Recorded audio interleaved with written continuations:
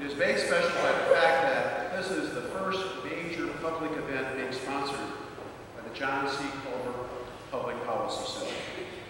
The Culver Center has been established for civic engagement and to prepare future generations of students to take an active role in addressing issues that impact our communities, our country, and our world. Simpson students have long been known for their commitment to community, public service, and civic engagement. In fact, over the past year, Simpson students and staff have contributed over 50,000 hours of service to projects and programs around the world. That extraordinary commitment led Newsweek magazine just a few short weeks ago to name Simpson as one of the top 25 institutions in the country for students with a strong service orientation. The Culver Center will greatly enhance opportunities for students and will serve as a highly visible signature program for this important foundation of the Simpson experience. It has been a great honor and a genuine pleasure for me to work over the last 3 years with two really extraordinary individuals in the establishment of this new center. And we are very fortunate indeed to have them with us this evening. Would you please join me in recognizing and thanking Senator John Culver and his wife Mary Jane Checkey for their vision and for their tireless efforts in establishing a center that will benefit our students and all of society for generations to come. Will you please join me?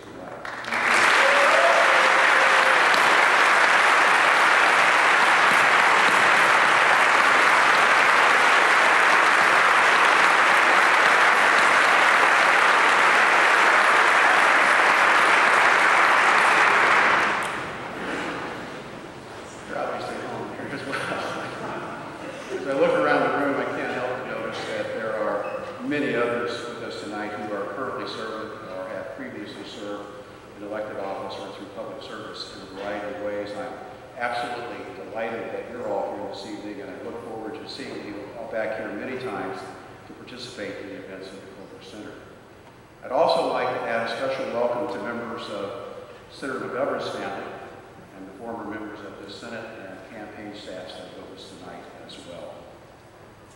This annual Culver Lecture seeks to inspire and to remind us all about the importance of public service, and to do that by bringing speakers to campus that have made significant contributions to that end. We are honored to have Senator George McGovern with us tonight. I think all of us would agree he is a truly remarkable individual who has clearly dedicated his life to public service and has left a mark on our world that will continue to benefit us in many, many wonderful ways. I cannot think of a more fitting or inspiring and honorable speaker for this series. I'd now like to ask Simpson student Annie Olson to come forward to more formally introduce Senator McGovern.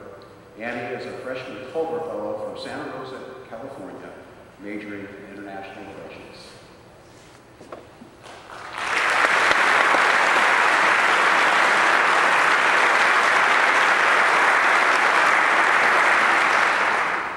Thank you, President Byrd. As President Byrd said, I'm Annie Olson, and I'm one of the Culver Fellows with the Culver Public Policy Center here at Simpson. Thank you for joining us today as we welcome Senator George McGovern to the Simpson campus as our inaugural speaker for the John C. Culver Annual Lecture. An internationally significant figure in American politics and history, as well as a celebrated humanitarian, George McGovern has earned the respect of countless individuals from all political viewpoints and all walks of life. A native of South Dakota, George McGovern is a decorated World War II pilot, earning the Distinguished Flying Cross. A former history and political science professor, he's a prolific author. George McGovern represented the state of South Dakota in both the United States House and Senate. In 1960, President John F. Kennedy named him the first director of the Food for Peace program. In this position, he oversaw the donation of millions of tons of food to developing nations. In 1972, he was a Democratic presidential nominee. He successfully used the Iowa caucuses to gain attention for his campaign, and in doing so, contributed to their growth as a national event. George McGovern was appointed the first United Nations Global Ambassador on Hunger, counting the leadership in the battle against world hunger. The recipient of numerous honorary degrees and distinguished awards, George McGovern was awarded the Presidential Medal of Freedom. In 2008, a ceremony in Des Moines, he and Bob Dole were named the 2008 World Food Prize laureates for their work to promote school feeding and programs globally.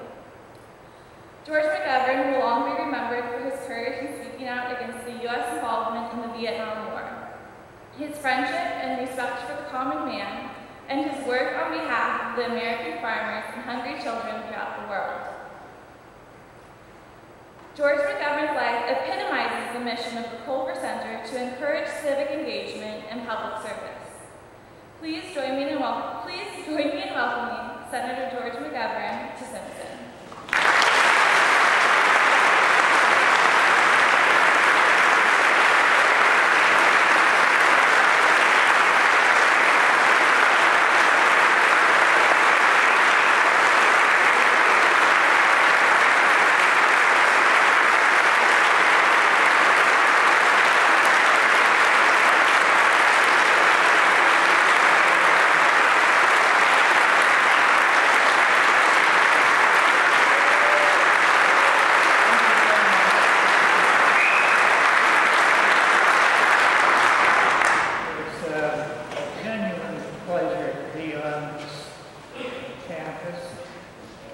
Simpson College, and to sit in this front row with the superb governor, Chet Culver, and his lovely wife, and of course my dear friend John Culver and Mary James, two of my favorite people in the whole political spectrum. I sometimes apply the test of the 3 I's to people in public life: integrity, intelligence, imagination.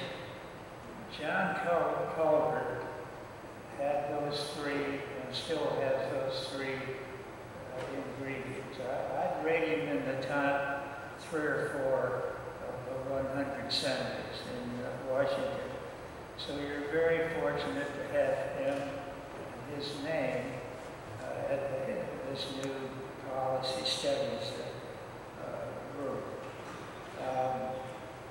Simpson College has some similarities to the small liberal arts college that I went to.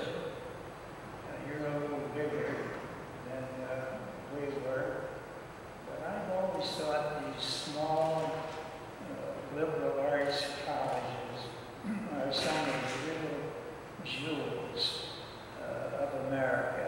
I never go on a campus like this without feeling a lift. Simpson and Dakota Wesleyan are both Methodist institutions. My dad was a Methodist clergyman. Before that, he was a professional baseball player. He was in the St. Louis Cardinal farm system until he decided to go to seminary. You know what they say about us Methodists. Methodism will not save you from sin, but it will take the fire.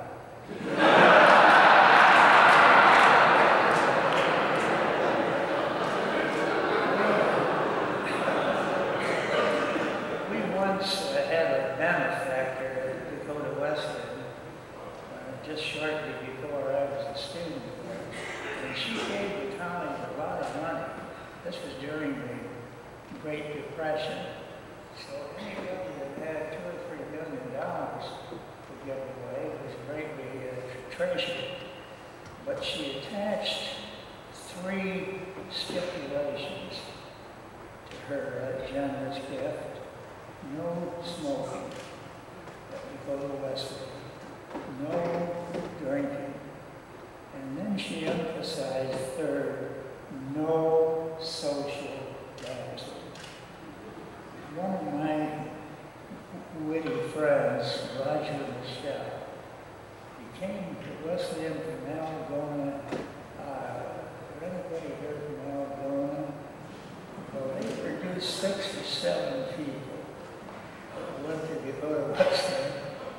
They were some of the really remarkable people on campus. And Roger Michelle, he read these 3 stipulations with some disapproval, and he put a little note on the bulletin board that our benefactor had added a 4th stipulation: no sex relations at Dakota Wesleyan, because she was afraid that might lead to dancing.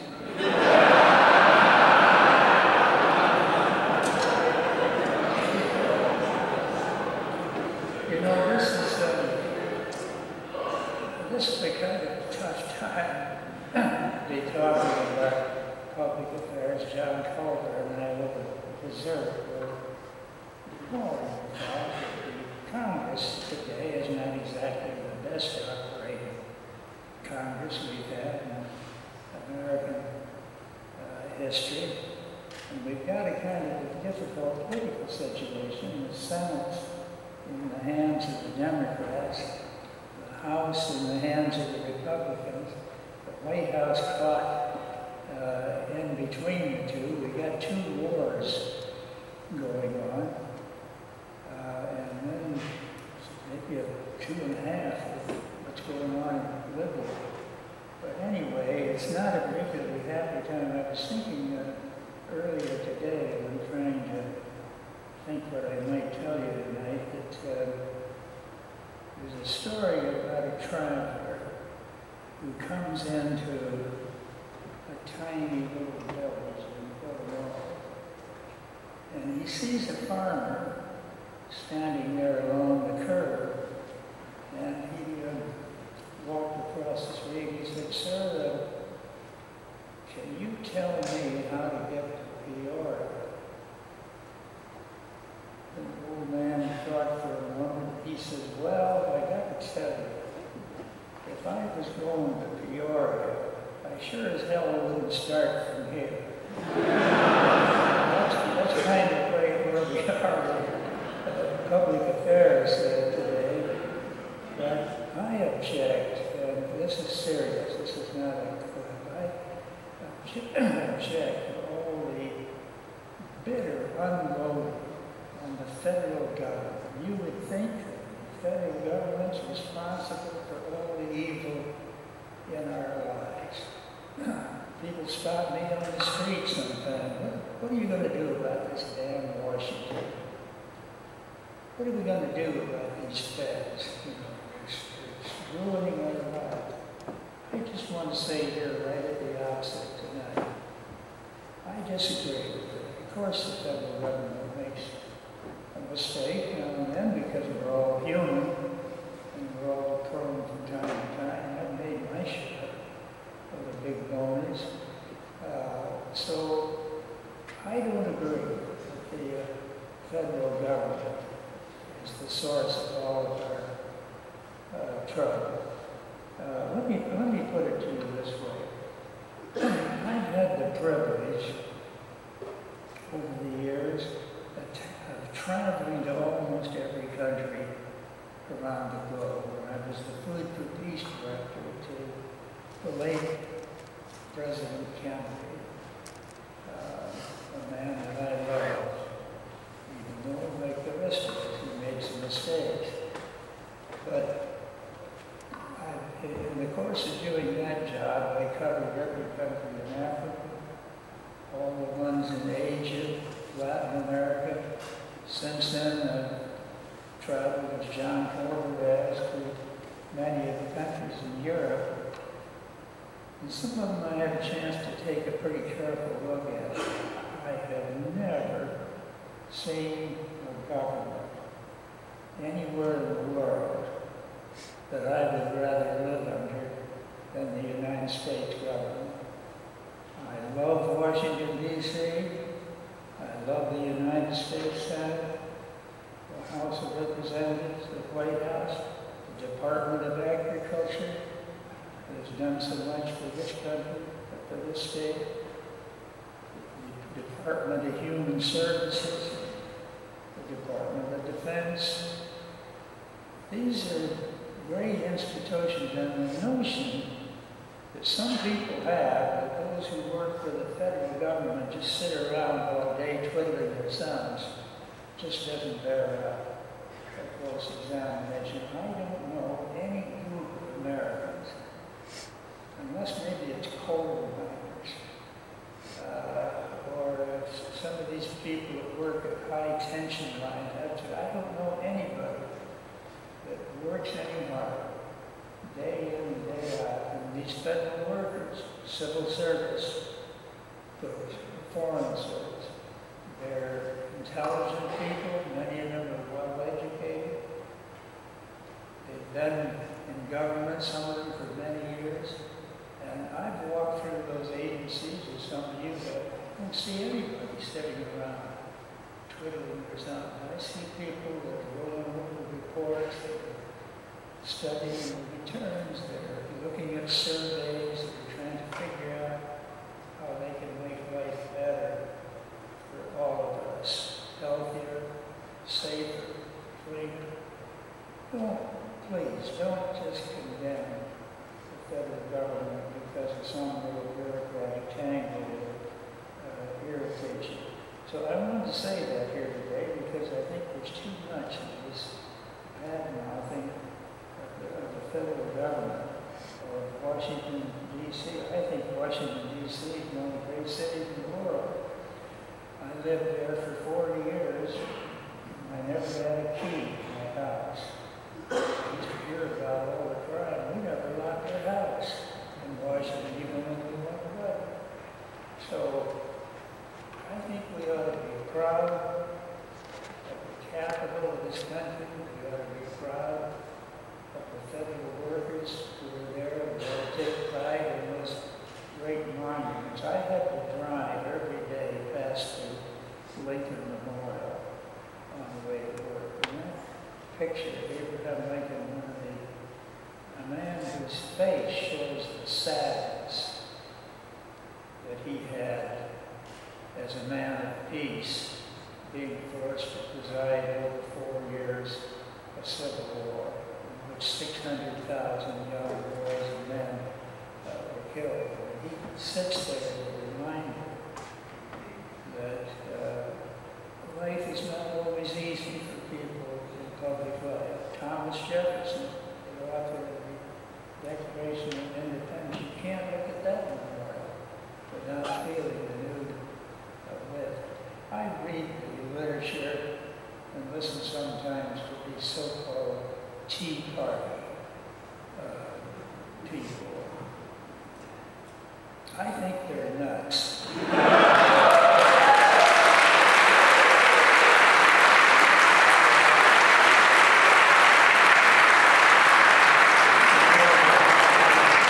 Tea Party is an important part of American history. I used to revel in that. These villagers and shopkeepers and farmers and others gathered protest the tax on the tea placed there by King George. I don't know how anybody could make such a mistake to be called George. But they got into Boston Harbor. They took that tea and dumped it in the water as a protest against the English. These Tea Party people, what we have now, they dump the tea on all the rest of us. They've forgotten that it originated as a weapon against foreigners. But anyway, I actually have a prepared speech here. John, if I don't get through this all, I'll give you a copy. When President Franklin Roosevelt came to office in the depths of the Great Depression, I was a young Republican. My mother and father were older Republicans. They lived and died as Republicans. Whether they would have voted for me when I ran for president after their deaths, I don't know, but it would have been a stretch. On the other hand, as I remember, the Republicans that excited then were Bob LaFont of Wisconsin. That's the kind of Republican I'd like to be, if I were a Republican. Maybe better than most Democrats, actually. There's a man by the name of Cummings from Iowa, Cummins. He was like the father. George Norris in Nebraska, maybe the best senator we've ever had, another Republican. So Republicans can be great, and my folks were, but at this time, the country was on its knees in that Great Depression. I was just a little guy then, but I remember it vividly. And Roosevelt introduced a whole series of bold legislative proposals that he turned over to the Congress. Social Security, 1936. I heard people talking all the time about it's going bankrupt. It's not going bankrupt. It's the only part of the government that pays its way year after year. It takes the money out of our paychecks, goes into the Social Security Trust Fund. The last I checked, they had a couple of $1 trillion in the trust fund. Now, it's true that other agencies of the government have borrowed from that fund, but that money has to be paid back, the same as if they borrowed it from a bank. So this first big measure of the New Deal, Social Security, has been a marvelous program, and it's not going to go broke. Public Works. This was another idea ridiculed at the time, but it was just wonderful. A lot of people didn't have jobs. Roosevelt put them to work building courthouses. The courthouse in Mitchell, South Dakota, built in 1935. It's still there. A beautiful building built by the PWA. I never can remember whether it's PWA or WPA, but I think we had both of them going at that time. Rural electrification. Wonderful thing. I started flying at a pretty young age. I think I was 18 when I first came up in the plane when I was in South Dakota. And it was night time. And there wasn't a light. Nowhere.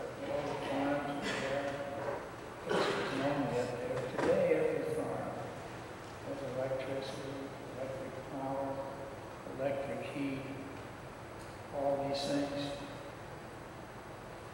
Wonderful program. The Federal Bank Deposit Insurance Corporation guarantees our bank deposits. Another one of these socialistic New Deal measures that people score. The civilian contribution program. I could go on and on. The point of all this is that Roosevelt had the courage to propose bold initiatives of that kind. I think we need some bold initiatives now, which I'm going to talk about shortly. In order to hold down the barely went up during the heart of the New Deal, the first 7 years, 1933 to 1940. Do you know what the federal budget was under this so-called free spending Democratic New Deal? $7 billion a year. That was the entire budget, for defense, for everything else. $49 billion was spent on the 7 budgets from 1933 until 1940. Then, of course, came World War I, and as always happens when you go to war, the debt goes up, because the spending increases so much more. But Roosevelt tried even to hold down that debt because he felt that it wasn't fair to send young guys off to die, maybe abroad, while people here at home were getting rich on war contracts. So he got the Congress to pass the excess profits tax.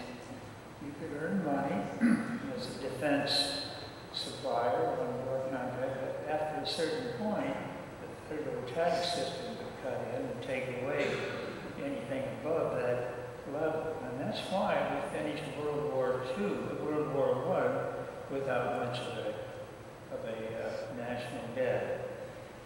Just to keep straight on this matter, since there's so much this talk today about deficits in the national debt, over the last quarter of a century, we didn't have a national debt that was out of control in any way. The first big bulge came when? During the 8 years of President Reagan's administration. Why was that? Because he cut the taxes. And the revenues went down sharply, especially on the part of high income people. They really got a break on that. But every year, he was increasing military spending, not much on the domestic side. Huge increases on the military while the revenue was going down. So at the end of his 8 years, we had $4 trillion added to the national debt. John, I've just gotten used to talking about billions of that, and now we're up to trillions. $4 trillion. Now the reason I mention this is because so many times us Democrats are accused of being free spent and not caring about this. That's what's going on now. They're blaming us for this. I just want you to know the first big explosion occurred under President Reagan. He was a decent, congenial man, but he had things wrong in reducing his revenues and increasing the arms spending. Then came George Bush Jr. The same deal. He cut taxes for the high-income workers in the country, high-income families, and got us into 2 wars, Iraq and Afghanistan. This Nobel Prize-winning economist of ours, Joseph Stiglitz at Harvard, he's written a book called The $3 Trillion War. You know what war he was talking about? The war in Iraq. Iraq had nothing to do with the 9/11 attack on the World Trade Center. They were the ones that got hit by this war that was started by the administration. And so we've added another $4 trillion during the Bush-Cheney period. Now I mention this not to land-based Republicans.